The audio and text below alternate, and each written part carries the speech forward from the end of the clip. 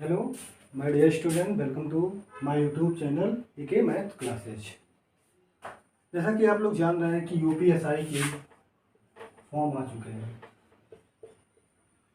और 15 जून तक इसका लास्ट डेट है। ठीक, तो इसको ध्यान में रखते हुए हमने यूपीएसआई के लिए नया बैच लॉन्च किया है, जिसमें उसके सारे सब्जेक्ट पढ़ाए जाएंगे। आज से उसका मैथ का क्लास स्टार्ट हो रहा है।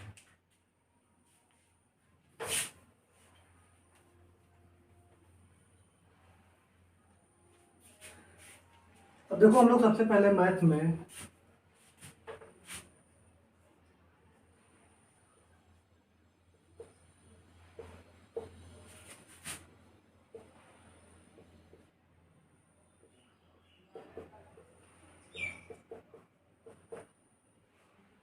सिंपल इंटरेस्ट स्टार्ट कर रहे हैं, मतलब कि कह सकते हैं कि साधारण ब्याज।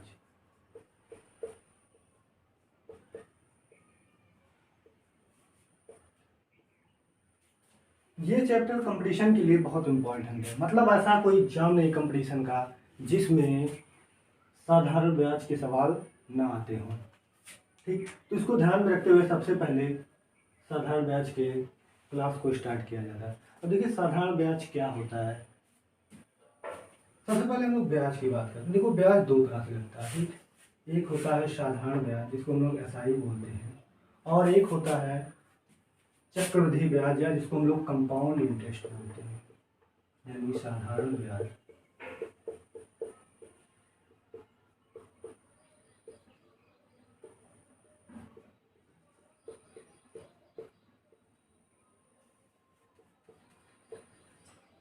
और चक्रवृद्धि ब्याज। ठीक, तो सबसे पहले हम लोग साधारण ब्याज के बारे में पढ़ते हैं, उसके बाद चक्रवृद्धि ब्याज के बारे में पढ़ेंगे। अब देखो, क्या होता है साधारण ब्याज। नाम से जैसा पता है कि ब्याज ब्याज किस पे लगता है। ठीक, तो ब्याज जो होता है ये पैसों की लेन देन पे ही लगता है। जैसे मान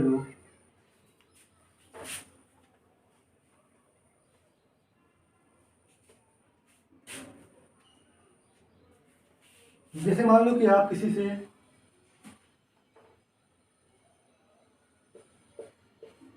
30,000 रुपये उधार ले लिए। ठीक, अभी आप किसी से उधार ले रहे हैं या किसी को उधार दे रहे हैं। ठीक, तो वो क्या करेगा, आपको जो पैसा उधार देगा उस पर कुछ ना कुछ वो ब्याज लेगा, यानी इंटरेस्ट लेगा, तभी आपको दे सकता है। ठीक, तो जो पैसे आप उधार लेते हैं उसी को हम लोग क्या बोलते हैं, इसमें मूलधन। क्या बोलते हैं? मूलधन, या बोला जाता है इसी को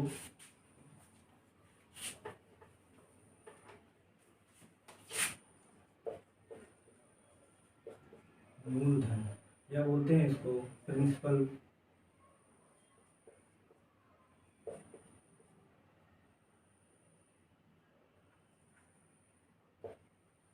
प्रिंसिपल बोलते हैं। दूसरा होता है हमारा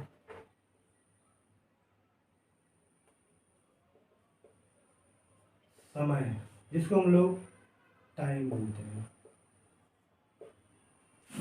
और तीसरा होता है rate of interest. Rate of interest, जिसको हम लोग ब्याज की दर बोलते हैं।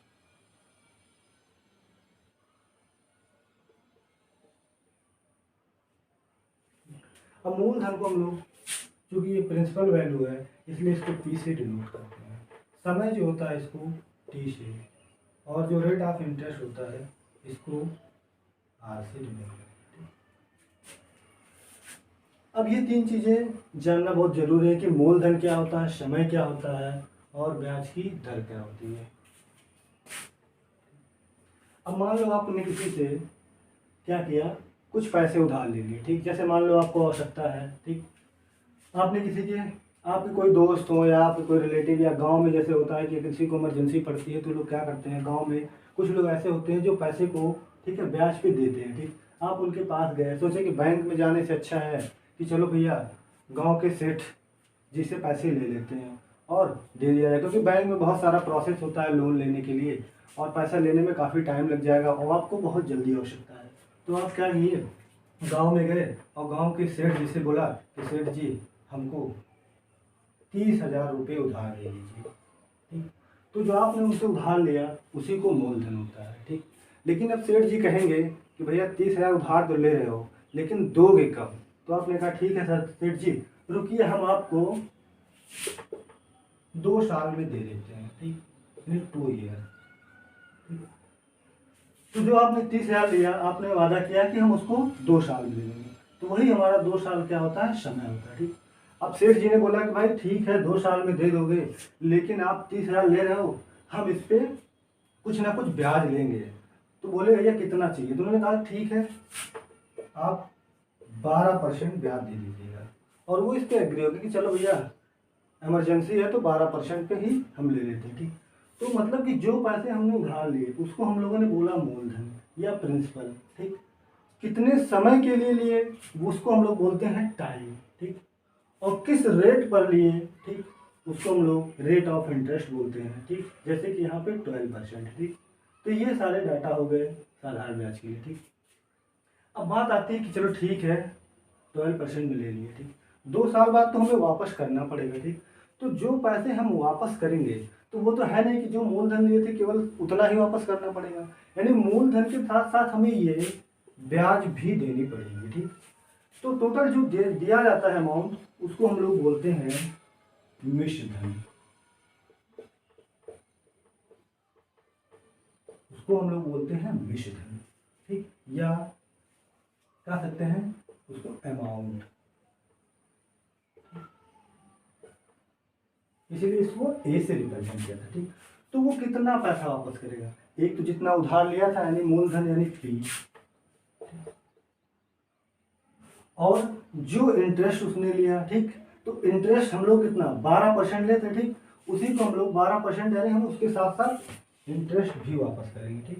तो इसको हम लोग बोलते हैं सिंपल इंटरेस्ट या एसआई, ठीक। तो जो टोटल अमाउंट पे करना पड़ेगा वो कितना करना पड़ेगा, यानी पी प्लस एसआई, इसी को हम लोग क्या बोलते हैं, मिश्र धन या अमाउंट बोलते हैं। आई होप को आप लोग इतनी बात समझ गए होंगे। अब क्वेश्चन को करते हैं इसको, ठीक। तो मूलधन आपको पता चल गया, समय पता चल गया, रेट ऑफ इंटरेस्ट पता चल गया, ठीक। अब देखो रेट ऑफ इंटरेस्ट इसमें सबसे मेन चीज है, इसके बारे में जानना थोड़ा जरूरी है कि रेट ऑफ इंटरेस्ट क्या होता है और ये किस प्रकार काम करता है, ठीक। तो देखो इसके आगे लिखा है कि ये R%, ठीक। परसेंट का मतलब क्या होता है कि 100 रुपये, ठीक। यानी जो इंटरेस्ट हमारा लगता है ये 100 रुपये पे ही लगता है, ठीक।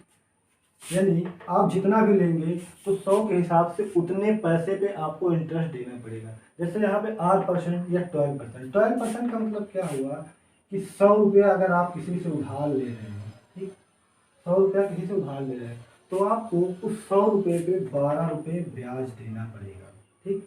यानी टोटल जब आप उसको पे वापस करेंगे पैसा तो कितना वापस आपको करना पड़ेगा, 112 रुपये, ठीक। तो ये जो 12 रुपये हुए यही हमारा क्या होता है, इंटरेस्ट होता है। इसी को इंटरेस्ट भी बोला जाता है, ठीक। यानी जो रेट ऑफ इंटरेस्ट ब्याज की दर है, ठीक, तो वो हमेशा 100 पे अप्लाई होता है, 100 रुपये पे। यानी 100 रुपये पे आप कितना रुपये ब्याज दे रहे हो, जैसे मान लो कि 5% का दिया गया तो इसका मतलब क्या कि आप 100 रुपये पे 5%, 100 रुपये पे 5 रुपये आप उसको ब्याज दे रहे हैं, ठीक। तो इसी को हम लोग बोलते हैं रेट ऑफ इंटरेस्ट। अब देखो रेट ऑफ इंटरेस्ट का मतलब क्या कि जो ये लगता है, ठीक है ना, ये पर एनम लगता है, ठीक है ना, पर एनम मतलब प्रति वर्ष के हिसाब से, कि एक वर्ष में हम 100 रुपये पे कितना इंटरेस्ट दिए, 12 रुपये, ठीक। ये हमेशा प्रति वर्ष ही काउंट किया जाता है, इसीलिए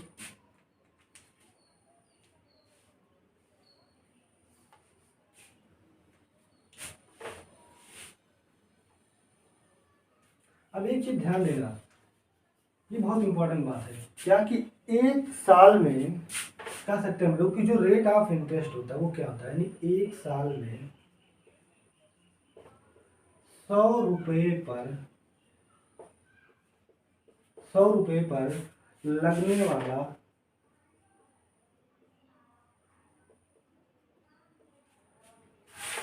ब्याज, यही हमारा क्या होता है, रेट ऑफ इंटरेस्ट, ब्याज ही रेट ऑफ इंटरेस्ट होता है। मतलब हम लोग कह सकते हैं कि अगर 100 रुपये है, ठीक है ना, 100 रुपये किसी से लिए, ठीक, तो मतलब कि हमेशा ये प्रति वर्ष लगता है, यानी एक साल में, यानी 100 रुपये पर जितना हमें इंटरेस्ट देना पड़ता है वही हमारा क्या होता है, रेट ऑफ इंटरेस्ट, यानी जो ब्याज हमें देना पड़ता है। ठीक, जैसे हम लोग मान लो कि 12% पे 100 रुपये किसी से लिए, तो एक साल बाद हमें उसे कितना वापस करना पड़ेगा, 112 रुपये। ठीक, तो ये जो 12 रुपये थे, यही हमारा क्या होता था, ब्याज। ठीक, और यही ब्याज ही क्या होता है, रेट ऑफ इंटरेस्ट, यानी आर, क्योंकि देखो दोनों चीजें सेम है। ठीक, क्योंकि 12%, अगर हम रेट ऑफ इंटरेस्ट 12% है, तो मतलब कि उसे हमें 12 रुपये और एक्स्ट्रा देना पड़ेगा। ये टोटल 112 में 12 क्या है, ब्याज है। ठीक, तो मतलब कि ये चीज़ ध्यान देना कि जो रेट ऑफ इंटरेस्ट होता है वो प्रति वर्ष, ठीक है, 100 रुपये पर लगने वाला ब्याज ही रेट ऑफ इंटरेस्ट होता है। ठीक, अब चलो आगे थोड़ा सा इसके बारे में और डिटेल में जानते हैं।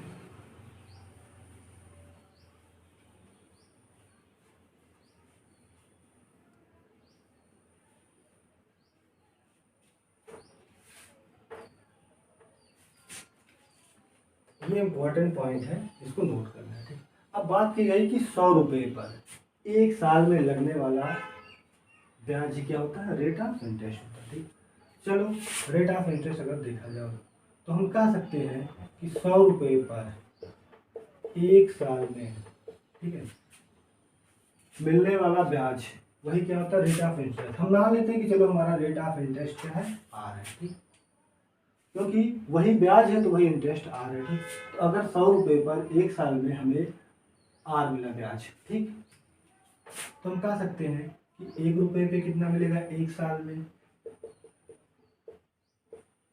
एक साल में ब्याज, तो मिलेगा कितना, R/100, क्योंकि हमेशा एक के लिए क्या करते हैं, डिवाइड कर देते हैं। ठीक, अब 1 रुपये पे हो गया। ठीक, तो हम लोग हमेशा क्या करते हैं कि प्रिंसिपल वैल्यू P मानते हैं, यानी जो मूलधन होता है P। तो चलो ठीक है, मान लेते हैं कि भैया P रुपये पर एक साल में हमें कितना ब्याज देना पड़ेगा, P रुपये पर एक साल का ब्याज, एक साल का ब्याज, तो क्या हो जाएगा, R/100 गुणे P। ठीक, अब चलो ठीक है, P रुपये पर एक साल का हमारा जो ब्याज हो गया वो क्या हो गया, R×P/100। ठीक, मान लो कि हम समय को केवल एक साल ना रखे, हम मान लो उस पर निकालते हैं कि चलो भैया T साल में हमें कितना ब्याज देना पड़ेगा। ठीक, T साल में। ठीक, तो P रुपये पर T साल में या T ईयर में कह सकते हैं, ठीक, हमें कितना ब्याज देना पड़ेगा। तो हम लोग क्या करते हैं, T साल, ठीक, तो टाइम का मल्टीप्लाई कर लेंगे कि T साल में कितना देना पड़ेगा, तो लिखेंगे क्या, R×P×T/100। यही हमारा क्या होता है, ब्याज होता है। इसी को हम लोग बोलते हैं फार्मूले के रूप में कि सिंपल इंटरेस्ट, यानी सिंपल इंटरेस्ट SI बराबर हमारे पास क्या मिला कि P×R/T/100। यही हमारा क्या होता है, सिंपल इंटरेस्ट होता है। इसको हम लोग डायरेक्ट ऐसे फार्मूला याद कर लेते हैं कि सिंपल इंटरेस्ट बराबर P/R/T/100। लेकिन वो चीज़ कहाँ से आती है, वो यहाँ से आती है। तो इसको नोट कर लेना और ध्यान से समझ लेना कि अगर कोई पूछे कि ब्याज क्या होता है, कैसे अप्लाई करेंगे और निकालना हो, तो ये फार्मूला जो बन के आता है वो यहीं से आता है। ठीक, यानी रेट ऑफ इंटरेस्ट के बारे में कोई पूछे तो रेट ऑफ इंटरेस्ट ध्यान देना कि क्या होता है कि जो एक साल में 100 रुपये पर, हमेशा ध्यान दीजिए, इस बार ध्यान देना कि ये 100 रुपये, यानी एक साल में 100 रुपये पर जो ब्याज लगता है वही हमारा रेट ऑफ इंटरेस्ट होता है। ठीक, वही ब्याज क्या होता है, रेट ऑफ इंटरेस्ट होता है, और वहां से हमें SI इस हिसाब से मिल जाएगा। ठीक,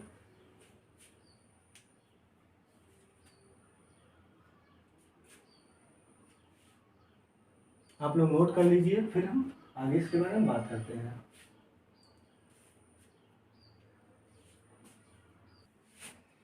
अब चलो एक क्वेश्चन करते हैं।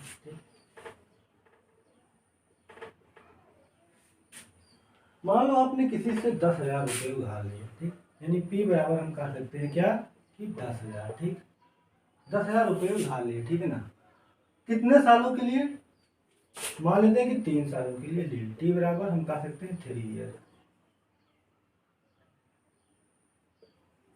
3 ईयर। ठीक, यानी जो टाइम है, यानी समय हम कह सकते हैं वो कितना है 3 साल के लिए, ठीक। और रेट ऑफ इंटरेस्ट कह सकते हैं, रेट ऑफ इंटरेस्ट यानी ब्याज की जो दर है इसकी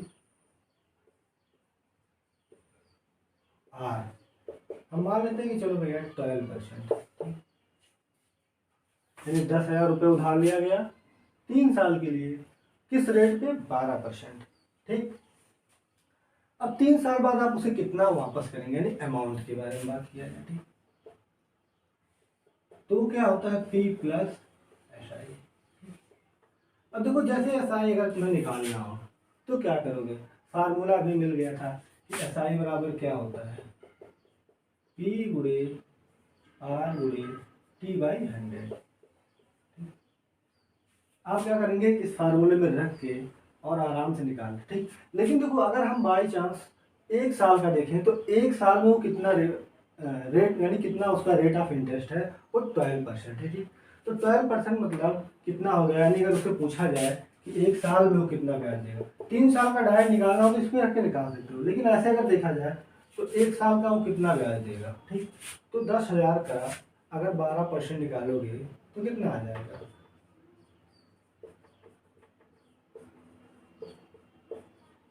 यानी कह सकते हो 1200 रुपये, ठीक। यानी वो पहले साल कितना दिया 1200 रुपये, ठीक।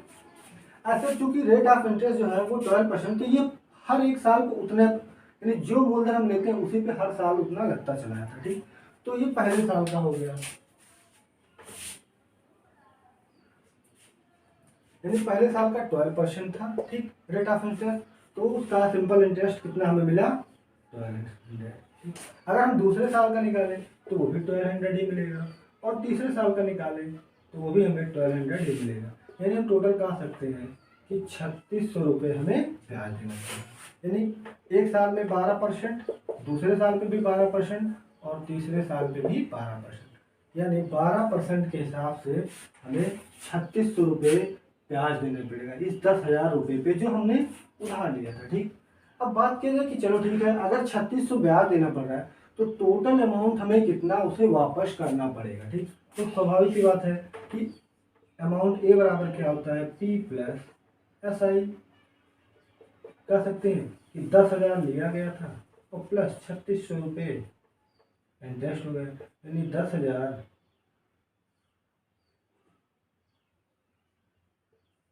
13,600 रुपये हमें क्या करना पड़ेगा, वापस करना पड़ेगा।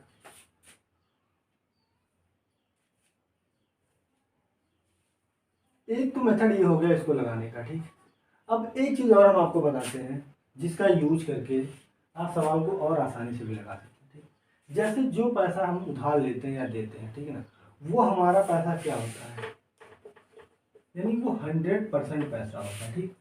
क्योंकि आप किसी से अगर 10,000 लिए तो वो आपको 10,000 उधार देगा, ये नहीं कि आप 10,000 मांगे और उसने 5,000 दे दिया या 6,000 रुपये दे दिए और वो अपने खाते में लिखेगा कि नहीं हम आपको 10,000 दें, ठीक। यानी जो पैसा दिया जाता है वो पैसा क्या होता है 100% पैसा होता है, ठीक।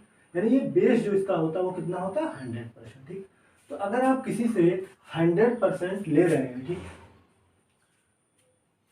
कितने सालों के लिए 3 सालों के लिए, ठीक। तो आप उसको 3 सालों में कितना रेट ऑफ इंटरेस्ट देंगे, ठीक, यानी कितना उसका ब्याज की दर 3 सालों में होगा, ठीक। तो कहेंगे 12%, 12%, 12%, यानी टोटल हमारा जो आया वो 36% आया, ठीक। तो आप अगर किसी से 100% लिए हैं, ठीक, तो आप उसको क्या करेंगे, यानी आपका जो इंटरेस्ट आया वो कितना है 36%। तो हमें पता है कि जो इंटरेस्ट आता है वही हमारा क्या होता है SI होता है, यानी ब्याज होता है, ठीक। हम कह सकते हैं कि हमें जो उसको ब्याज देना है यानी SI भी, वो हम कितना देंगे उसको 36% ही देंगे, ठीक। ये चीज़ ध्यान देना, अगर आप जो पैसा उधार लेते हैं वो क्या होता है 100% पैसा होता है, ठीक। तो अगर 100% पैसा है और पर ईयर के हिसाब से 12% के हिसाब से पर ईयर 3 साल के लिए आप उसको कितना इंटरेस्ट देंगे 36%, ठीक। वही हमारा क्या होता है सिंपल इंटरेस्ट भी होता है, यानी हमें 36% उसको इस 100% में 36% एक्स्ट्रा और देना पड़ेगा। यानी अगर अमाउंट की बात किया जाए तो अमाउंट कितना हो जाएगा P प्लस SI, मतलब हमारे पास 100% था और 36% हमें और देना पड़ा, यानी हम कह सकते हैं कि हमें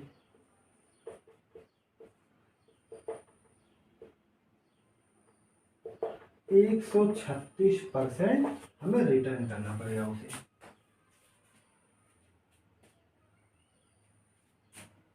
अब सोचोगे यार कि रेट ऑफ इंटरेस्ट यानी आर भी वही है, एस आई भी वही है। देखो ये जब 100% बेस मान के काम करोगे तो ये दोनों सेम ही आते हैं। जैसे आपको मान लो निकालना है कि हमारा इंटरेस्ट भैया 36% है। 36% मतलब क्या कि 100% पे। अब देखो ये 100% का मतलब क्या है, कितना हमारा 10,000। अगर हम डायरेक्ट निकालें तो हमें इंटरेस्ट कितना आ जाएगा, 10,000 का 36%। 10,000 का 36% निकालेंगे तो हमारा कितना आएगा, 3600 आएगा। ठीक, तो ये आसानी से निकाल सकते हैं। ठीक, अगर डायरेक्ट अमाउंट निकालना है 10,000 का 136% निकाल लेना, चेक कर लेना, वही आएगा जो हम लोग का पहले आया था 13,600 रुपये ही। अब इससे देखो क्या पता चला कि जो इंटरेस्ट होता है, ये चीज़ ध्यान देना, इसका यूज सवालों में बहुत आसानी से होता है। यानी हमें सिंपल इंटरेस्ट, ये 36% कहाँ से आया, यानी हमें पता है कि 3 साल का टाइम है और 12% जो था इसका इंटरेस्ट था आर। ठीक, और 3 साल के टाइम का ये मिला के हमारा 36 आया था। तो हम लोग कह सकते हैं कि जो हमारा एस आई होता है वो क्या होता है, R% इंटू टाइम। ये चीज़ ध्यान देना। ये कब होता है, जब हम बेस को 100% मान के करते हैं। ठीक, 100% का मतलब क्या होता है कि वो पूरा का पूरा जो भी मनी है वो 100% ही उधार लिया जाता है या दिया जाता है, वही उसका बेस 100%। इस हिसाब से देखा गया तो हमारा सिंपल इंटरेस्ट यानी कितना आया था, यहीं से देखो कैलकुलेशन में भी मिला। यानी ये क्या था, 3 वर्ष से, और ये 12% रेट थी। ठीक, तो एस आई जो हमें मिला था 36%, वो क्या था, रेट इंटू टाइम का मल्टीप्लिकेशन। यानी हम कह सकते हैं कि जो एस आई होगा हमारा वो आर इंटू टी होगा।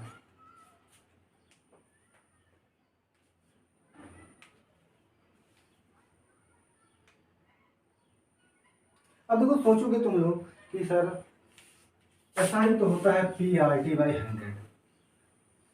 देखो ये बहुत पुराना फार्मूला है, जब से बना और सब लोग यही पढ़ते आते हैं कि एस आई बराबर P into are into T/100। ठीक, ये फार्मूला। लेकिन देखो जब हम 100% मारेंगे तो 100% का मतलब क्या होता है भाई, देखो अगर P की बात किया जाए 100% का मतलब क्या होता है कि 100/100, और 100/100 क्या हो जाएगा, 1 हो जाएगा। तो अगर यहाँ पे 1 रख लोगे तो क्या फर्क पड़ेगा। ठीक, 1 रख दोगे तो क्या मिलेगा, RT/100 ही तो मिलेगा। और 101/100 मतलब क्या होता है, परसेंट होता है। उसको लिख सकते हो कि R% इंटू टी, यही तो एस आई मिला। तो इसमें घबराने की जरूरत नहीं है कि नहीं एस आई का एक नया फार्मूला आ गया R% इंटू टी। ठीक, ये यहाँ से आता है जब हम बेस को 100% मान के काम करेंगे। अब ये ट्रिक के रूप में भी यूज करेंगे, क्यों, क्योंकि देखो सवालों को वैसे कैलकुलेशन करना, इतना सारा लंबा एस आई निकालेंगे और फिर मूलधन या ऐड करेंगे। ठीक, तो सवालों को सिंपल करने के लिए हम लोगों को क्या करना है कि सवालों को कम से कम समय में सॉल्व करना है। ठीक, क्योंकि हमारे पास इतना टाइम नहीं होता है कि हम पूरा पोथा लिखें और उसको सॉल्व करें। ठीक, तो इसलिए सिंपल मेथड और शॉर्ट टाइम में करने का प्रयास करेंगे। ठीक, तो इसीलिए ये बहुत यूज आएगा। ठीक, जब सवाल करेंगे तो दिखाएंगे कि ये कैसे एसआई, ये परसेंट का यूज आता है, और सवाल जो इतना लंबा होगा वो कैसे इतने में आ जाएगा। ठीक, आप लोग इसको नोट कर लीजिए। तो ये समझ गए ना कि एसआई बराबर ये आरटी कैसे आएगा। ठीक,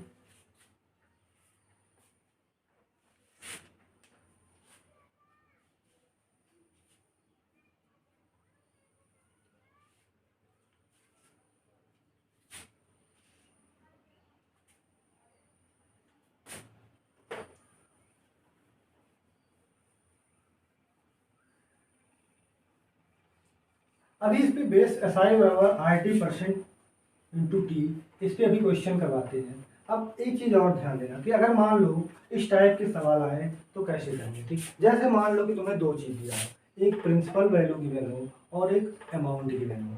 ठीक, और पूछ लिया जाए कि रेट ऑफ इंटरेस्ट यानी आर कितना होगा। ठीक, जैसे मान लो कि प्रिंसिपल वैल्यू यानी आपने किसी से 100 रुपये ले लिए। ठीक, 100 रुपये ले लिए। ठीक, और आपको वापस कितना करना पड़ा, मान लो कि 112 रुपये, ठीक। यानी 100 रुपये लिए, वापस कितना करना पड़ा, क्योंकि वापस जो हम लोग टोटल पैसा करते हैं वही हमारा क्या होता है, अमाउंट होता है। मतलब कि 100 रुपये बाद लिए हम, और 1 साल बाद हमें उसे कितना रिटर्न करना पड़ा, 12 रुपये करना पड़ा। तो मतलब कि 100 रुपये पर कितना ब्याज देना पड़ा।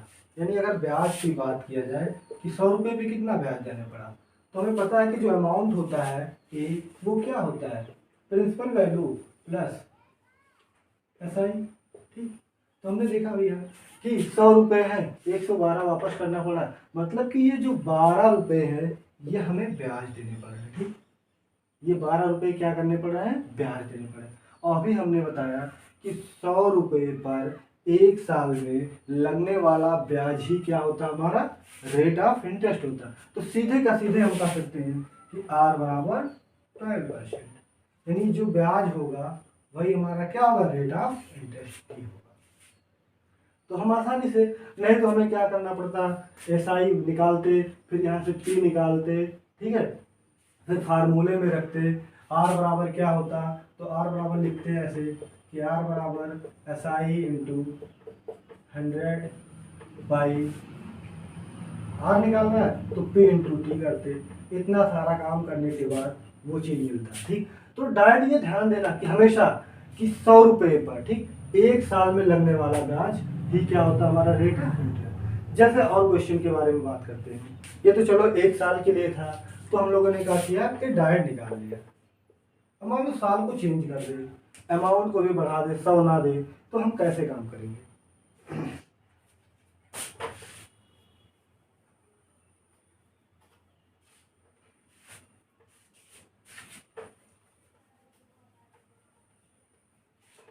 जैसे मान लो आपने किसी से 1600 रुपये उधार ले लिए, ठीक, 1600 रुपये उधार ले लिए, ठीक।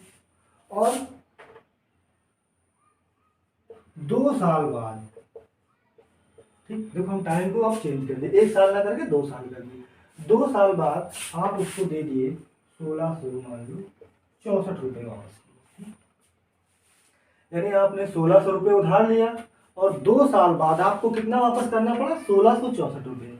अब पूछ ले कि इसका रेट ऑफ इंटरेस्ट क्या होगा, या किस ब्याज पे ये 1664 रुपये वापस किए, ठीक। यानी R अगर मान लो पूछ लिया जाए, ठीक, R को हमें फाइंड करना, तो हम क्या करेंगे, हमारे पास सिंपल सा मेथड है कि भैया 1600 रुपये लिए थे और 1664 रुपये हमें वापस करना पड़ रहा है। मतलब हम उसको ब्याज कितना दे रहे हैं, ये चीज ध्यान देना हमेशा, ब्याज। तो ब्याज हम कितना दे रहे हैं, 64 रुपये ब्याज दे रहे हैं, ठीक। अब ये 64 रुपये जो ब्याज दे रहे हैं ये कितने सालों में दे रहे हैं, 2 सालों में दे रहे हैं, ठीक। और कितने रुपए पर दे रहे हैं, 1600 रुपये पे, ठीक। तो 1600 रुपये पर अगर हम 2 साल में कितना दे रहे हैं, 64 रुपये दे रहे हैं। अब अगर हमसे पूछे, ठीक, तो हम लोग क्या करते हैं, अभी हमने बताया था कि हम लोग हमेशा क्या करते हैं, 100 रुपये पर ही काउंट करते हैं, ठीक। अब देखा गया कि 1600 रुपये पर हमें 2 साल बाद कितना वापस करना पड़ा, 1664 रुपये। यानी जो हमें 2 साल में ब्याज लगा वो कितना लगा, 64 रुपये, ठीक। तो देखो हमने हमेशा बताया था कि 100 रुपये पर 1 साल में लगने वाला ब्याज ही क्या होता है, रेट ऑफ इंटरेस्ट। तो पहले हम उसको उसमें कन्वर्ट करते हैं। तो हमें पता है कि 1600 रुपये पर कितना ब्याज है, 64 रुपये, ठीक। तो 1 रुपये पे कितना ब्याज होगा, तो कह सकते हैं कि 64/1600। तो 100 रुपये पर, क्योंकि हमें पता है 100 रुपये पे हमेशा काम करना पड़ता है, ठीक।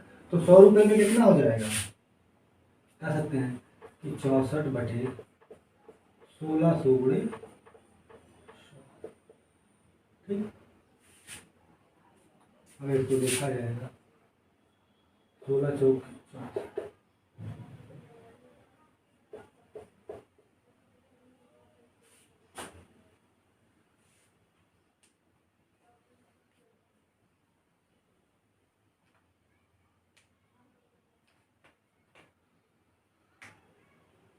एक चीज थोड़ा सा ध्यान देना है यहाँ पे, ये 2 साल, चलो 1 साल कर लो, ठीक, 2 साल का बाद में करा देते, नहीं तो फिर से मिटाना पड़ेगा, ठीक। पहले देख लेते हैं फिर ये, ठीक है, 1 साल का।